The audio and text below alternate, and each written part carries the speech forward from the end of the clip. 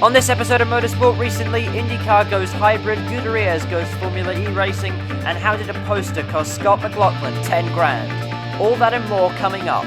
This is Triple Crown Racing, let's get into it.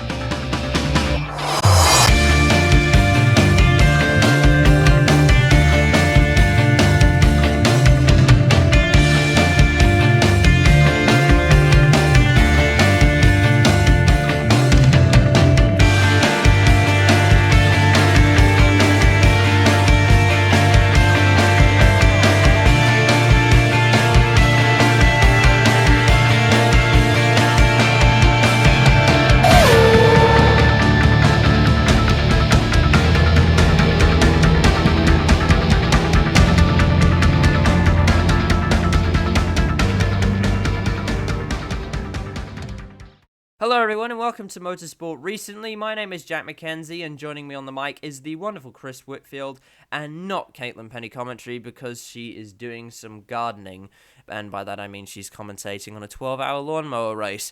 You will have noticed that we are not live, and that is due to the fact that Google Hangouts got discontinued during the week and that we don't actually have the hardware to do it. So Chris, and we're pretty much just recording two separate audio sets, if that makes sense, one with Chris's audio and one with my audio. So Chris, can you just put in just say you've started it now, and we have started it now? I have started 45 seconds ago. Okay, that's excellent. And with that, actually, we should get into our first segment of the day. It's time for your Red Line Headlines. Red light, you know you want it. You know you want it. You know you want it. Headline. It's Red Line Headline. It's Red Line Headlines. It's Red Line Headlines. And that is a very weird jingle, actually. That wasn't really what I was expecting, but whatever the case. Chris, take it away. Max Verstappen won a wet and wild German Grand Prix. Robert Kubica and Williams scored the first points for the team this season after disqualification due to a technical infringement for both Alfa Romeos vaulted Robert Kubica and Lewis Hamilton into points-paying positions. The top three were Max Verstappen, Sebastian Vettel, and Toro Rosso driver Danny Kvyat. Denny Hamlin held off a charging Eric Jones to win the Gander RV 400 at Pocono Raceway. It was a Joe Gibbs Racing 1-2-3 with Martin Truex completing the top three.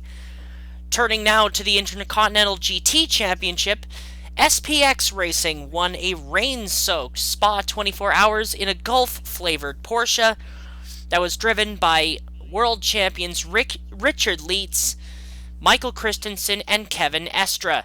The top three there, Richard Leitz, the number 20 Porsche for Gulf for SPX, followed by the Rova Racing number 998 of Fred Makovecki, Patrick Pile, and Nick Tandy, and the first of the Mercedes-Benz Weeb cars, as many people have dubbed it, of Maro Engel, Yelmer Burma, and Lukas Stoltz. Turning to IndyCar, Scott Dixon won a stunning Honda Indy 200 at Mid-Ohio Sports Car Course, holding off his teammate Felix Rosenqvist. Points leader Joseph Newgarden threw away a sure podium finish when he spun in the keyhole, finishing 14th. And finally, Stuart Friesen won the Eldora Dirt Derby, scoring his first career NASCAR Gander Outdoor Truck Series victory on the dirt track at Eldora Speedway on Thursday, holding off Sheldon Creed and Grant Enfinger. And over to Jack, because that's the end of Red Line Headlines. Thank you very much, Chris. I thought we would discuss those events before we move on to our feature stories today. First of all, we'll talk about the German Grand Prix. And I'm actually going to say it now. I've been watching Formula One full time since 2014. My first Grand Prix was the Italian Grand Prix back in 2013. But of all the Grand Prix that I have seen, I am saying that is the best one. My previous favourite was the 2015 Hungarian Grand Prix, but that one was just so exciting. Maybe it's because the Mercedes were doing so bad, but whatever the case.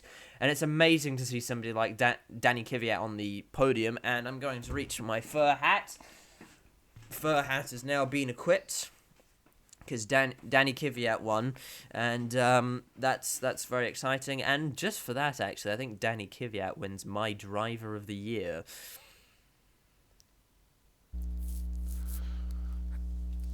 And it should be noted also that give a call to Robert Kubica.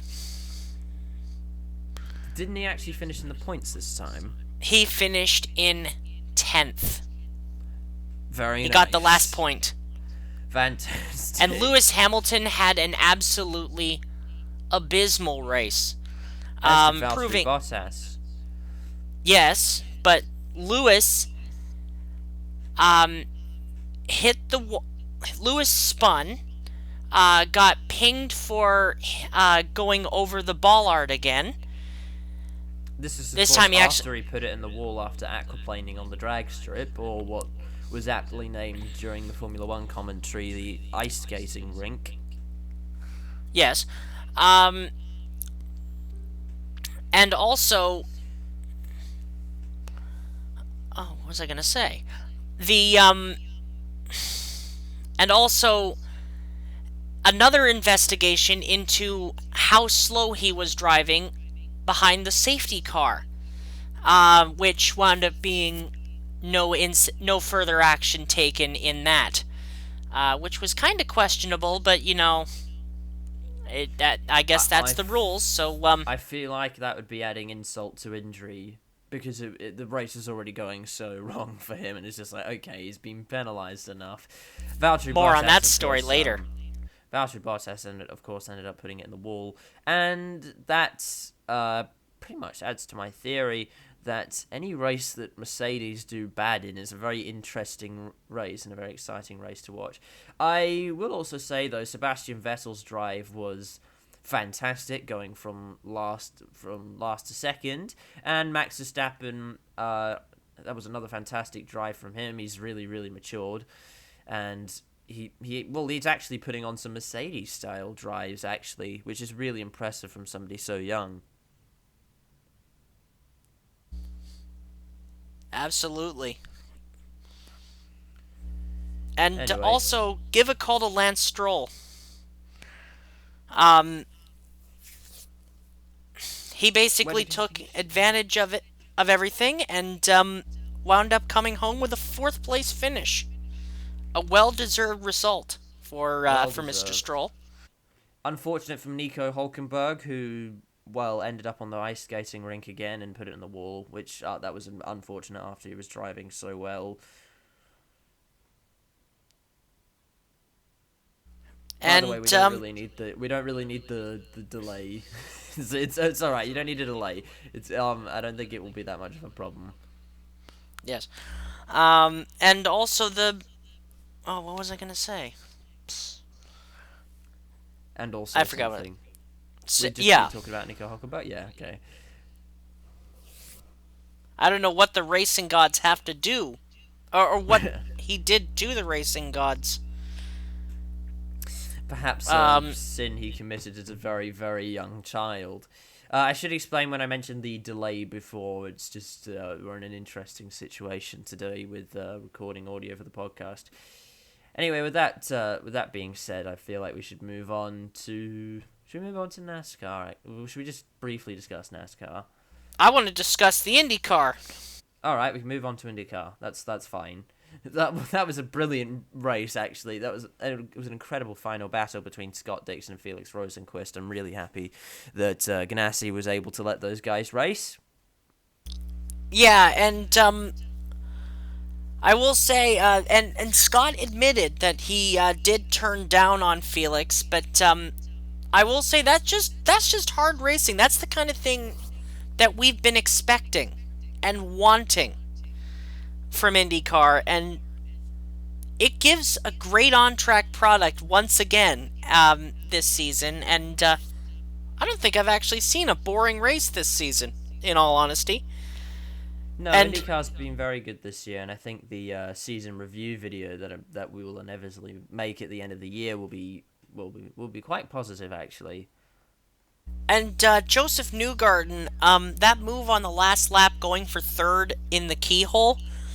Yeah, I'm sorry, but that was a bit silly by Joseph, and it was his own admission. Car horn. God, By in the his own background. admission, that was a silly move by him. But unfortunately, it wound up costing him. But he wound up actually retaining the point lead because of his win at Iowa, and thanks to that move, he wound up actually bringing the championship wide open going into Pocono in a couple of weeks' time. Should be interested to see how that pans out. Do we want to talk about any of the other series? I mean, I watched the Spa 24 Hours.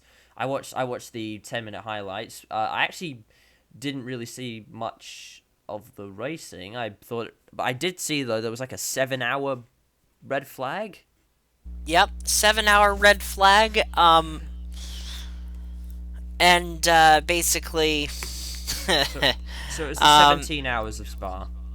yes. Yes.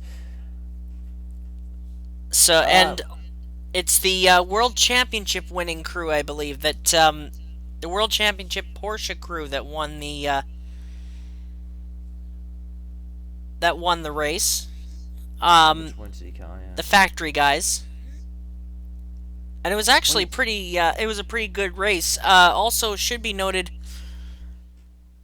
that silver. That the other class winners were. Let me just bring up the. Are you still on the document? Let me just bring up the spotter guide here. We're not live. So when you mentioned before the World Championship winning crew, the number 20, which championship are you referring to? The WEC GTE Pro. Oh yes, of course. Of course, The other class winners. Yep. Go ahead. Well, I'm just saying the IGTC hasn't been wrapped up quite yet. I think we still have one round to go. No, yeah. And the other winners in the other classes, the silver class was won by the Barwell Motorsport Lamborghini Huracan GT3 of James Pohl, Jordan Witt, and Sandy Mitchell.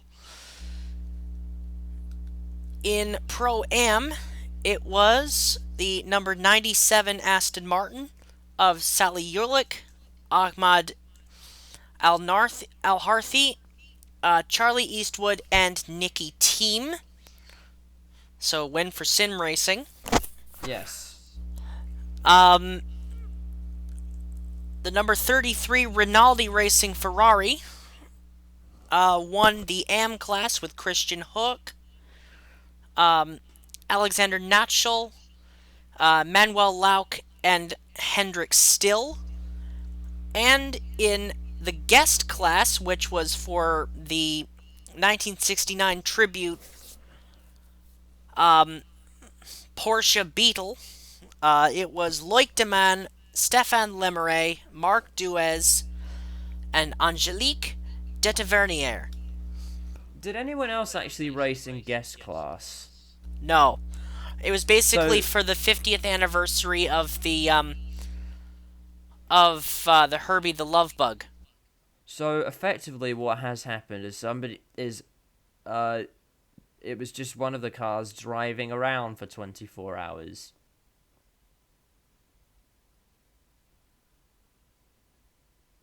Yes. Wasn't a Okay, that bad. I don't think it finished very well, but I don't think it was supposed. I don't think it was going to anyway. well, it won its class anyway. Right, I feel like with that we should move on to the feature stories. If you're all right with that. Yep, let us move on because that is Red Line Headlines. Yes. All right. We start off our feature stories with Formula One, and Circuit de Barcelona Catalunya will remain on the Formula One calendar for 2020 after the Catalan government confirmed a 1-year extension of the contract. The F1 Grand Prix in Catalonia is an event that contributes to the positioning of Catalonia in the areas of tourism and the automotive industry. The Govern de la Generalitat, I believe that's pronounced. I should know, I do Spanish, but they don't actually speak Spanish in Catalan. Fun fact for you. De Catalunya said in his statement, the 2020 race will be the 30th Grand Prix held at the Catalonia circuit. This will be the 30th race out of the 60 times that the Spanish... Sorry, this is 30 races out of the 60 times the Spanish Grand Prix has been held, if you include pre-Formula One races. Barcelona is the 6th different venue to have hosted the event. So what do you think? So I was under the impression before that Barcelona was not coming back for the full season in 2020, and for some reason it is back. I didn't have any doubt. Spain is a pretty popular track. It's a pretty popular. It's a pretty popular race as far as like the drivers all love it, the fans definitely love it, and Spanish fans are among some of the most passionate in the sport, and I'm not just quoting Lewis Hamilton there, but it actually has some of the most passionate fans in motorsport, and I'm so glad it's back. And I'm actually glad it's back. Well, I believe we discussed on a previous podcast that it made sense. So when all this was happening, I'm fairly sure we all discussed. We were like, oh, that's the end of the Spanish Grand Prix, at least for now. But it'll be good that it still hosts testing. And I also understand that it does have a very large fan base. However, over the last couple of years, probably since 2016, it hasn't produced the most exciting racing.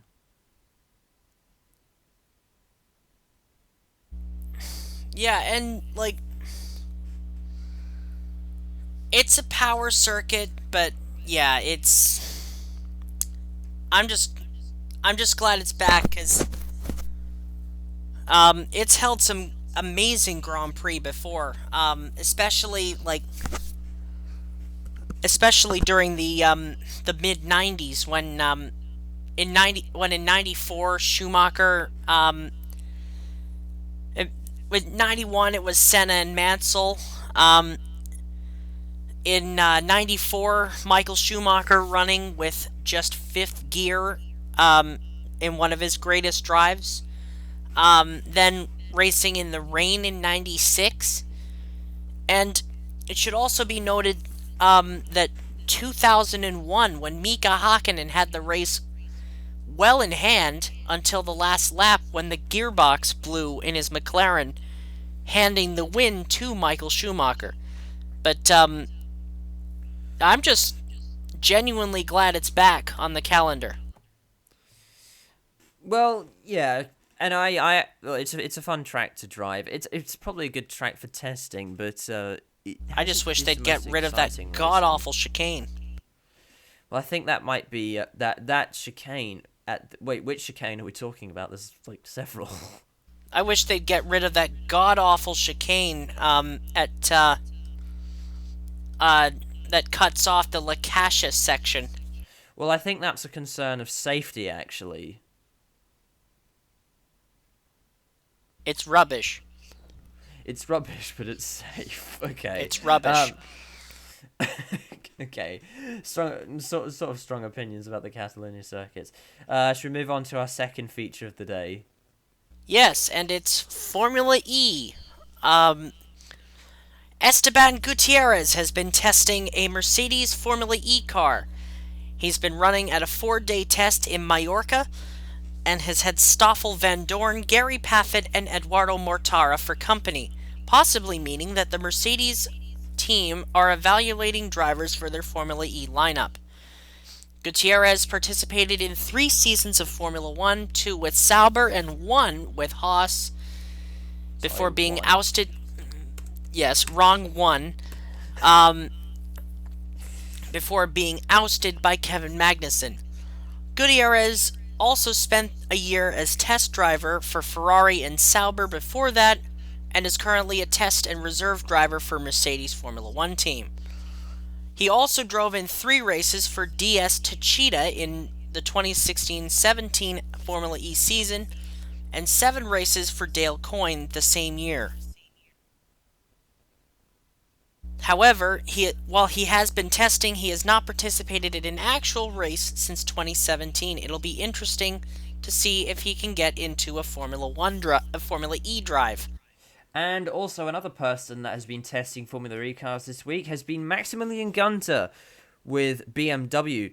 Gunter has been testing alongside Alexander Sims at the Calafat circuit in Spain. Lots of things happening in Spain in the world of racing this week. This should be the Spanish special. With the Formula E silly season in full swing, Antonio Felix da Costa has been linked with Techeetah's second seat, so it looks like BMW are also evaluating some new drivers. Now that's quite interesting, those two guys testing for various teams. And I wouldn't have... It's interesting to see that Gutierrez is on Mercedes' radar for Formula E. Well, the thing is, I don't really see Gutierrez getting far in Formula E. He hasn't...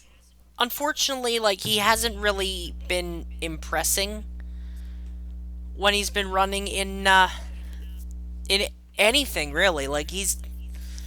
He's one of those that's like a boat anchor, if you will, but I'd like to see him back personally, because he's a good guy, but it would just be, unfortunately, a wasted seat in a factory effort. And I don't think there should be any wasted seats in Formula E. No.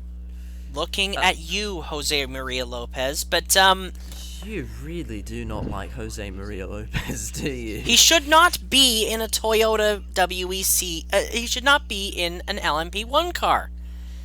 He's an AM driver. Okay, right. Haven't been impressed with him since he raced the Citroen in the World Touring Car Championship and basically punted people out of the way to score victories. What about Maxi Gunter for BMW? Now, I already thought that he was under contract with Nissan E-Dams. Apparently not. And I thought Alexander Sims was... I thought they already had their driver lineup for 2020.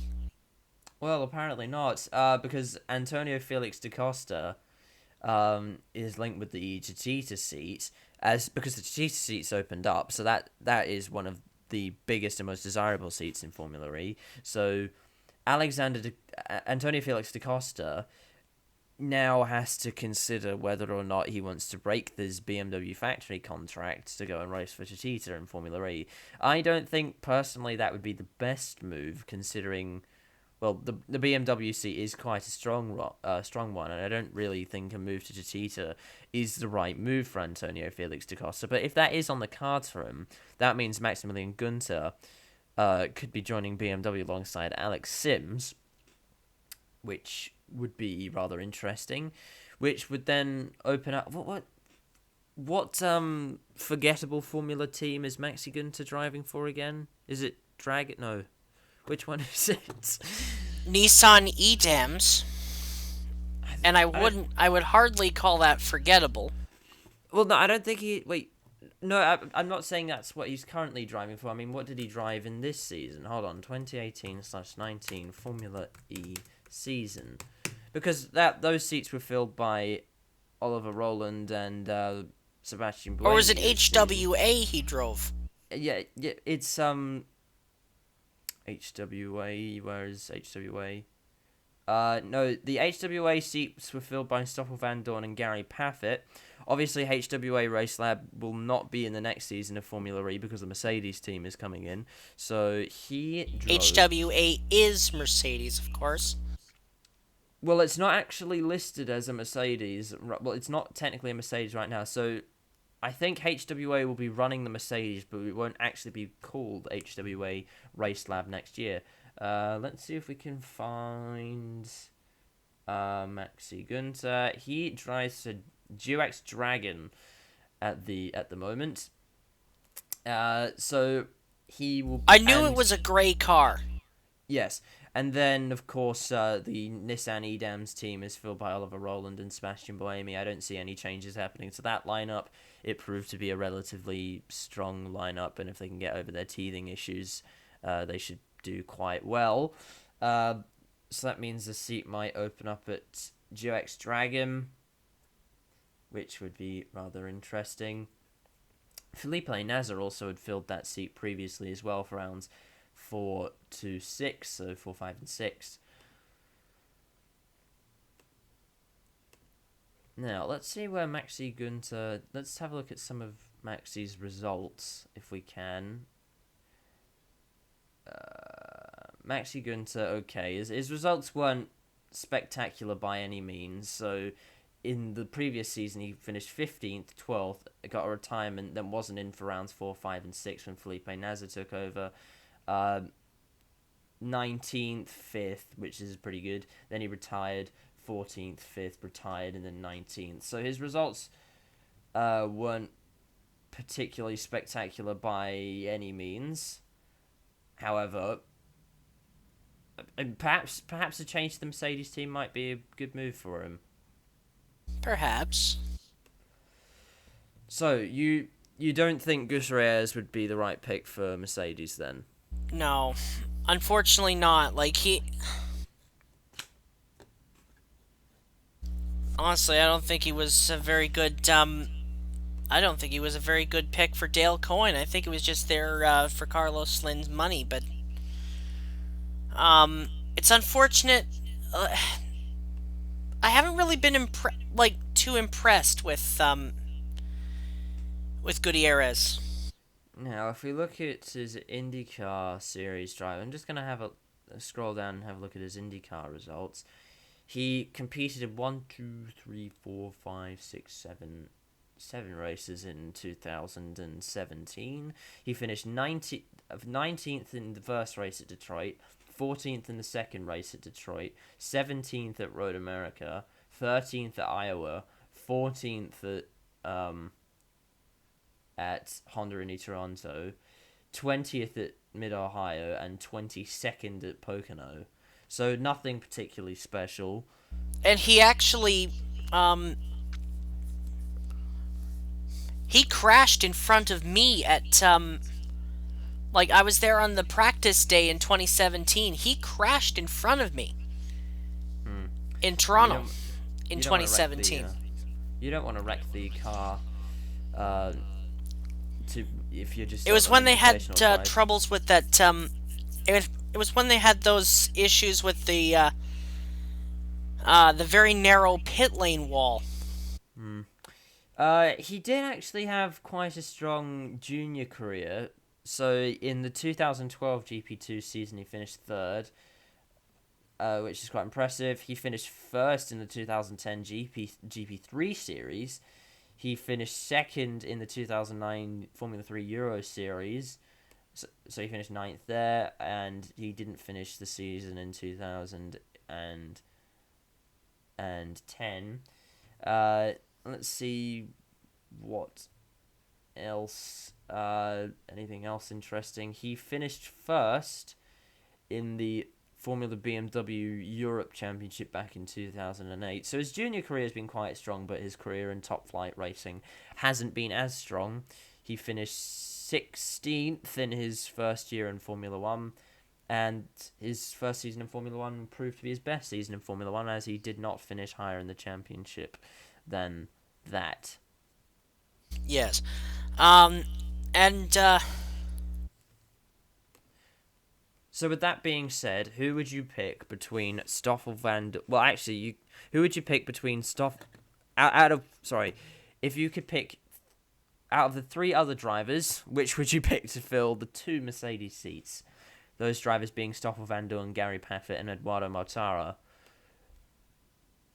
Van Dorn and Paffett. Right. Okay. Those are Yeah, my two. that's probably a good shout. Eduardo Mortara, has he even? Let's have a look at Eduardo Mortara's results. I don't think Apart from throwing away the one like the finish of one of the races he dominated. Forget which one that was, but he was leading I think his first ever race in Formula E, and then spun or missed. I think it was Hong Kong. Eduardo Mortara actually finished first in Hong Kong and third in Mexico. So you got a couple of podiums and actually a win, which is actually more impressive than I thought. I might have a look at He is known as also the Macau Master. Macau Master. Let's have a look at his Macau Grand Prix stats. Okay, he's finished. Oh wow, he's actually done quite well at Macau actually. So he finished. He actually holds the record for most victories at Macau, or second most victories. Rob Huff, of course, is high up in that list as well. So or are they tied? So he's won the Macau Grand Prix twice, and then has won the Macau GT Cup. He's won that 4 times, which is actually incredibly impressive. Actually, so I actually wouldn't having looked at his stats now. I actually wouldn't rule out Eduardo Mortara as a good Mercedes Formula E driver. Plus, he gets to drive a Mercedes in the GT race every year at Macau, so exactly. Actually, I think hopefully he'll I could see him at that seat. I could see him there, but yeah, I could see him at Mercedes in Formula E. But shall we move on? Yes, we should move on. I feel like we talked about that for a long time. Because I have a very interesting supercars story. So during the last supercars race at Queensland Raceway, Scott McLaughlin took a Mustang wins title poster, which in fairness will probably end up becoming true. He took that onto the podium and was awarded a $10,000 fine for bringing a non-permitted item onto the podium. McLaughlin was also given a $3,000 fine for doing burnouts past the nominated points, according to the stewards report. So what do you do in that situation? Do you get upset about it, or do you sell the same poster for $20 a pop and give the proceeds to a cancer charity known as Camp Quality? Thankfully, DJR Team Penske chose the latter of those two options, and I feel like that's given us a nice feel-good story for the week. Yeah, I still remember, and this dates me a little bit, watching when the Holdens won the 24 Hours of Bathurst both years. They actually had the drivers bring one of those fake newspaper posters out onto the podium, especially when Brock won 10. That's what they've done as well. So it was like a newspaper thing, and then they've brought that up onto the podium, and because it's an unidentified object, they've been given a $10,000 fine. It's only unidentified because Supercars management can't read, but they can't even read their own rule book. But yeah, it's $10,000. Well, it's unfortunate that happened. I think that was a really nice thing that Penske did. Yes, and I feel like it's a very classy. good feel-good story for the week, and it's going to a very good cause. So, in actual fact, it seems like that happening has actually been a good thing. Speaking of other good things, would you like to tell us about what's happening in IMSA? IMSA has released a largely unchanged schedule for 2020, with NBC airing parts of the Rolex 24 and the final 2 races of the 2020 season live on network television, making it the first major endurance race televised on the big NBC since highlighted coverage of the 2000 Race of a Thousand Years at Adelaide. The only other major changes being that the LMP2 class will not score points at the Rolex 24, which was something that the teams wanted, and have been removed from the race at Motorsport. Right. Well, first of all, that's fantastic that IMSA's ending up on network television. That's very, very good for the sport. That's huge for IMSA. And secondly, I think we knew about the LMP2 class not being able to score points at the Rolex 24, but do they really need to be removed from Motorsport? Well, they only had 2 cars last year, or this year rather.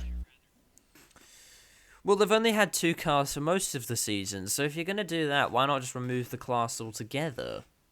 They can't. Why not? There's still people that, there's still teams that run it.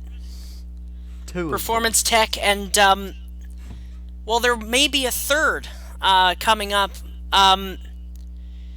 with, I believe, Inter-Europol competition expressing interest for perhaps the last 2 rounds.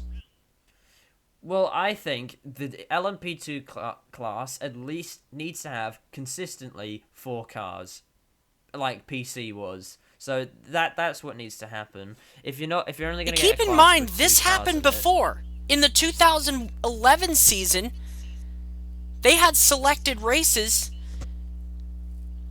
with the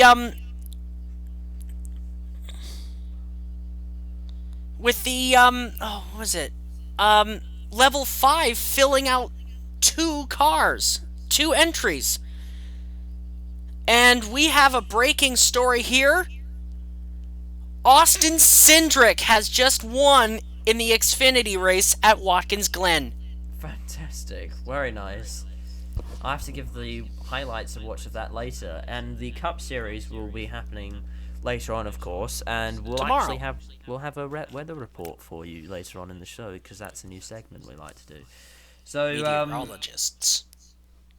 So we had the conversation about this yesterday, and I remember you talking about the American Le Mans series and the broadcasting of that. Yes, like the last time there was an NBC, like, there was a race on the big network of NBC, it was, I believe, 2008, and the last time the Rolex 24 ran live for part of it on a big network was the 2008 Rolex 24, which was on the Fox network when they had Fox and Speed Channel airing the race. So we should also explain, when we say largely unchanged schedule for the 2020 season, all the races are in exactly the same order, and no new tracks have been added. I think there's probably just a couple of minor date changes, and of course we have the network thing, and we've also got the LMP2 class, so that's pretty much all of the major changes that are happening with the IMSA calendar for next year. But like I was saying before, I think if LMP2 is going to be a relevant class, they need to have at least 4 cars. Otherwise, they may as well have kept the prototype challenge class, because really, I mean, They couldn't. It was a 2009 car. Well, that car dates back to 2009. Well, they could have run Dacia Sanderos, and it would have been fine as long as they had consistent numbers. I don't care how old the car is; they may as well just keep running it. And we like old cars, don't we? early 2000s racing cars are good. They should have kept them. Because this isn't working. This is annoying. I don't know. Maybe it's just because it's a new... It's the first time they've done something like this. Maybe they will get more, but but they do need to sort that out. Should we move on to our Super GT story? Yes, let's do that. Super GT has revealed a provisional calendar for the 2020 season. The new calendar includes 2 overseas races, the annual Thailand trip to Buriram, but a trip to Sepang has also been added to the calendar. This will be the first time that Super GT has raced at Sepang since the 2013 season. The race used to be a 300-kilometer affair that ran in June, and we're expecting the same sort of event to be run again. I'm gonna go out on a limb here and say I'm not really a fan of Buriram. I think it's actually one of the most boring circuits I've ever seen. But are you a fan of Sepang being added to the calendar? Sepang is good. Sepang is really good. That should be good. But Super GT can make any boring circuit fun, like a fun race to watch. The 2018 Buriram race was actually quite good. The annoying thing is with this that's season, what I'm saying. That's what I'm saying. They actually can make a boring race good. Like a boring track decent. The annoying thing is with this season, Motorsport TV has taken the rights away from everybody, and nobody's going to use Motorsport TV, so nobody's watching it this year.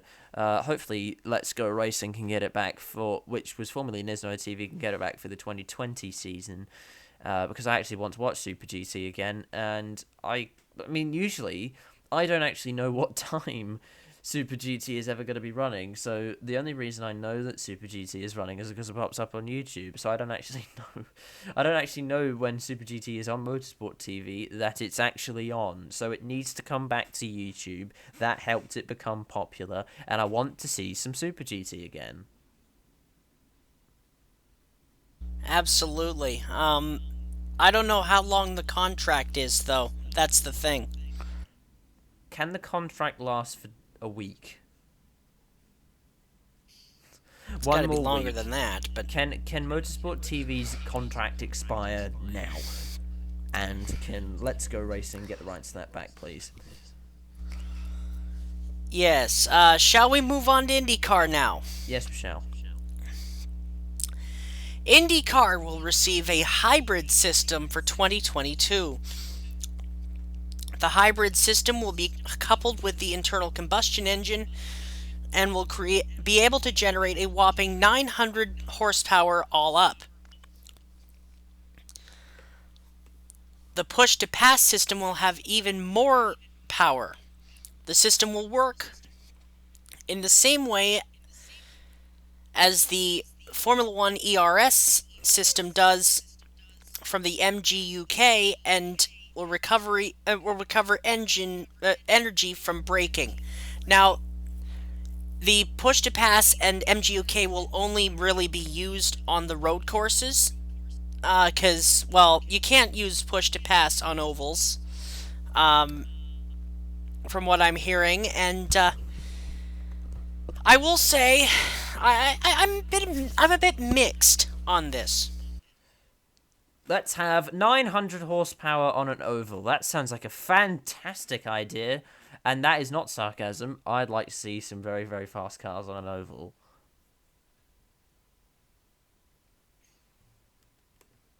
Well, no, here's the thing. Like, I'm mixed. Because on one hand, the speeds will go up, and we may actually see a track record broken in Indianapolis. The only thing I don't like is the fact that it has to be a hybrid.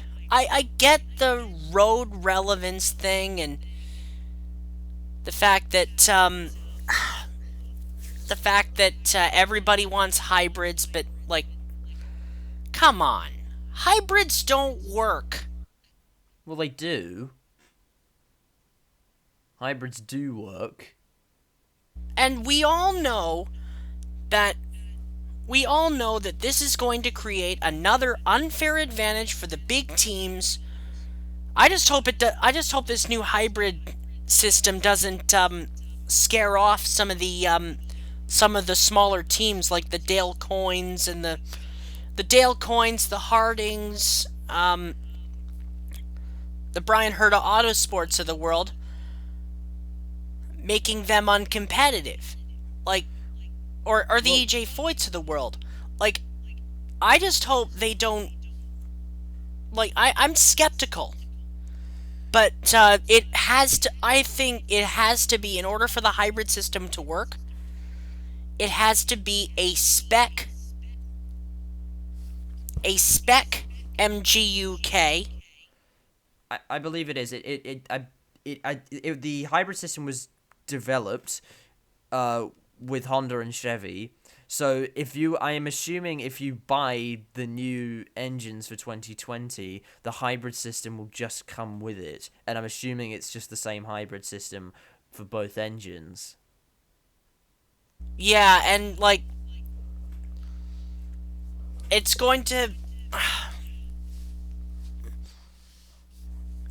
to obviously have some teething problems. We saw that with Formula One when they tried it, and to be brutally honest, they're still going through the teething troubles 5 years on. But what do I know? I have a brain, but Well, the thing is with the hybrid regulations in Formula One is Mercedes practically wrote those hybrid regulations and pretty much made it oriented to themselves. However, this is IndyCar, and IndyCar wrote the hybrid regulations and created the hybrid system along with Honda and Chevy. So anyone who buys those power plants, they all have the same power plants. It pretty much will just be what we've come. I'm assuming it will be what we've come to expect with IndyCar, except with more power and more speed.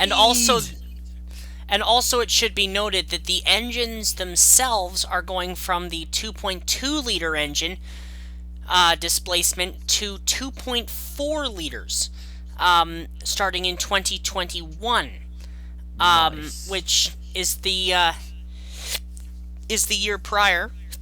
And if anybody at Ford is listening to this, Ford, Cosworth, Now, this is your opportunity. Get back in. Hell, I'd even settle for Mercedes getting back into IndyCar, because it's been 20 years. It's been 20 years since they were in IndyCar. Since the 2000 season, when they sponsored the Pac West and Forsyth teams. and if Mercedes come back in, Esteban Ocon might be able to drive for one of them, which would be fantastic. Bring back Jerry Forsyth. But I think this is exciting times ahead for IndyCar. This season's been an absolute cracker. This season's been an absolute cracking year, and hopefully the momentum can continue, and maybe get some car count, get the car counts up a little bit, because I'm kind of looking forward to 2022 to see these new hybrid cars. Well, I think it's IndyCar, they'll do it right, and I also think it's good because speed and power, 900 brake horsepower. Also, Gilles de Ferran might be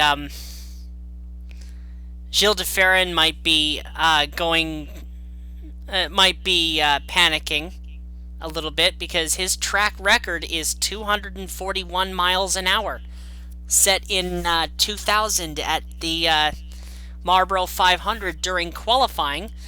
He was the fastest closed course record. I think I can predict if we go to somewhere like a Michigan or a Fontana, Again, like I said once again, Mark Miles, do it. IndyCar, begin talks with Fontana, please, and Michigan. We could see perhaps a 242 mile an hour lap. We could also see a 237 mile an hour lap on pole day at Indianapolis. Wouldn't that be something? It would be something. Good news! What? The Renault Sandero has been given a facelift. Great! Anyway, moving on. We have the weather report. Which we did last which we actually did last week on the ill-fated podcast that happened last week. So we're doing Wouldn't that. call it ill-fated, but okay. Well, there was a bit of a problem with that. Wouldn't necessarily call it ill-fated, but you know. Well, we have 2/3 of a podcast in last week's episode. Yes, but you do you, boo. But no. Anyway, right, we'll get into this. Anyway, for the Go Bowling at the Glen, we're expecting 25 degrees Celsius at Watkins Glen. It will be sunny with a bit of cloud. It will actually be quite humid at Watkins Glen, 65% humidity, and wind speeds at 14 kilometers an hour. By the way, I should explain this segment is introduced to sort of give back to the community and tell people whether they need an umbrella or not. For Formula 1 at the Hungarian Grand Prix, it will be mostly sunny and 26 degrees expected, and humidity will be at 47%. So we're having some quite humid races for this week, and wind speeds at 13 kilometers an hour. For the Road Race Showcase at Road America, we're expecting 27 degrees Celsius.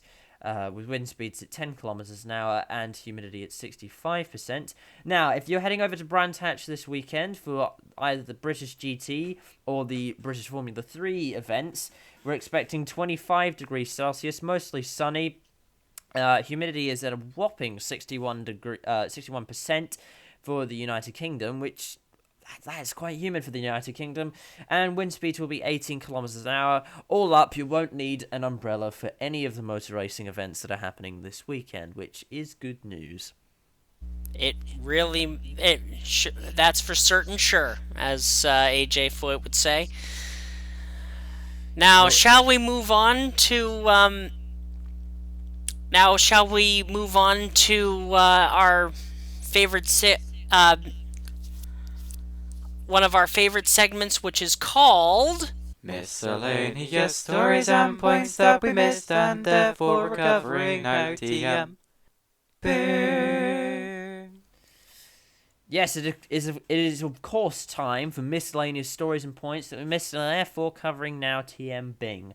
All of the things that we haven't talked about this week, and it's only going to be a short miscellaneous stories and points. I mean, this is therefore covering now TM Bing segment. And we start with some Netflix. Well, we actually start with two TV related stories. So we have Lewis Hamilton will not sign on for the German Grand Prix episode of Season 2 of Drive to Survive, which Season 2 of the series will, of course, be covering this season of Formula 1, and he will not be partaking in that episode for obvious reasons, because Mercedes had a terrible race.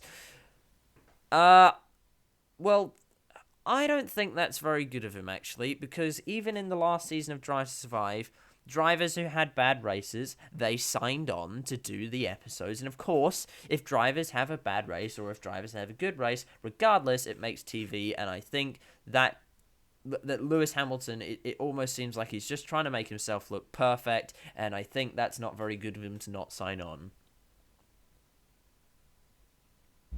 He's not invincible.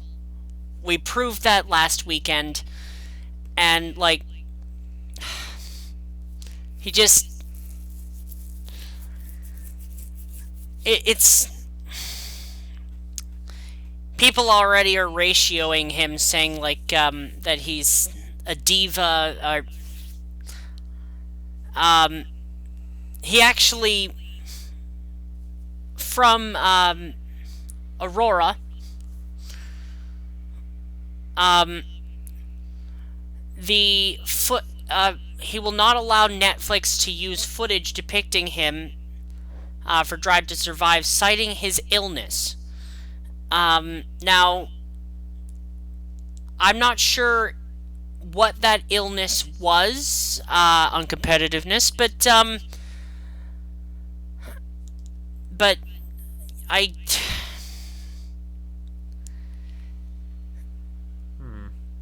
But yeah,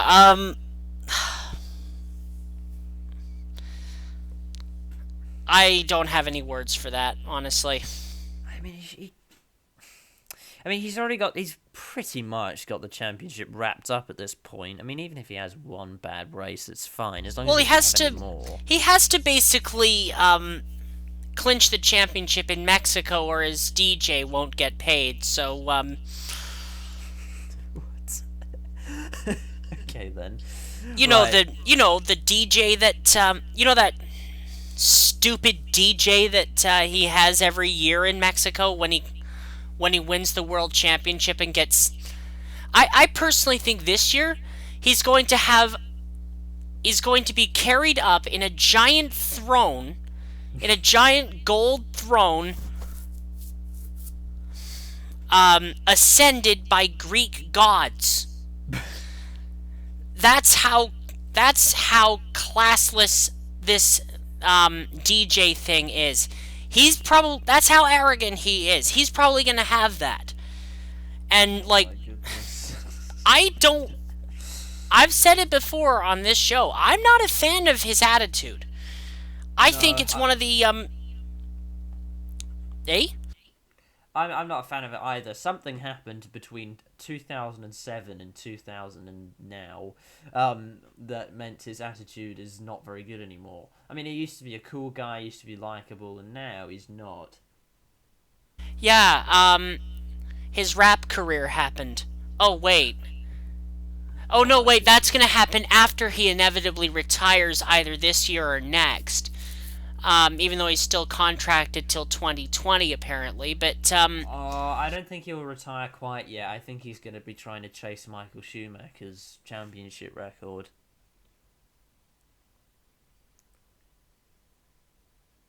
but, Anyway. Best car in the grid. Mediocre driver, best car in the grid. Oh, I don't think he's a mediocre driver. I think he's actually a brilliant driver in a brilliant car. I mean, if you look at his onboard laps, he has proven himself to be a very, very good driver. I wouldn't quite agree with you on the fact that he's a mediocre driver. I mean, he's proven himself. Just look at the pole records, and you also see that he outperforms Valtteri Bottas as well. And if you look, He's told to. If you look at the onboard laps of both of them on the same lap, Lewis Hamilton's car looks simply alive. It looks absolutely incredible. I think he's not the most likable driver, but we do have to give him credit. He's a five-time world champion. 6. Oh, is it 6? I've lost count now. Goodness sake. I've been asleep the past 5 years. Yeah, no, I've actually lost count. I never thought I'd do that, but I actually have lost count of how many championships Lewis Hamilton has, and that is testament to how good he is. He's won 28 world championships. Yes, that is the correct number. Anyway, moving on to our second story of miscellaneous stories and points on my list, and therefore covering now TM Bing. And this one made us both lose brain cells because the first episode of Racing Wives aired during the week. I think it actually aired yesterday or the day before. And this series is about the housewives of NASCAR drivers. Specifically Kyle and Kurt Busch, as well as Austin Dillon, and then some other woman who's also a racing driver. And this series made me lose just watching the trailer for this series made me lose brain cells. I would rather be waterboarded than watch another minute of that. That was horrible. And you weren't even watching it. You only heard it through the Discord call. I was actually watching it. Still in all, I'd rather be waterboarded. than watch that. Right. I think that's both. That both was of us. torture. I think that's both of us expressed our opinions on racing wine. Seriously, Absolutely television awful. producers. Seriously, television producers. People out there that are writers that have scripted content already written. They should take priority over reality shows. Period. End of. Moving on. Moving on to an actual interesting story that made the brain cells return to my body, because it actually revolves around intelligent people. The Monash With University, giant brains. the Monash University in Australia, which I don't actually know what that is. Monash University. Monash University is it's in Adelaide, I think. By the looks of things. Let's actually have a look at where this is on the map. This is in... it's in Melbourne. Never mind. Okay, so the Monash University in Melbourne has created the first Australian student-built autonomous racing car. And Which means it'll be built correctly. Yes. Australian engineering, and that will be that's actually quite interesting to see. However, I don't want to watch autonomous racing because it's a stupid idea. So well done. I Monash watched University. I actually watched the Robo Race demonstration that they did at where was it, Buenos Aires? Yes. And I watched the two autonomous cars crash into each other. If we had that, first of all, the Australians would actually find a way to have a car stay on the correct racing line, and not spear into other competitors, but, I am actually looking forward to seeing how this goes.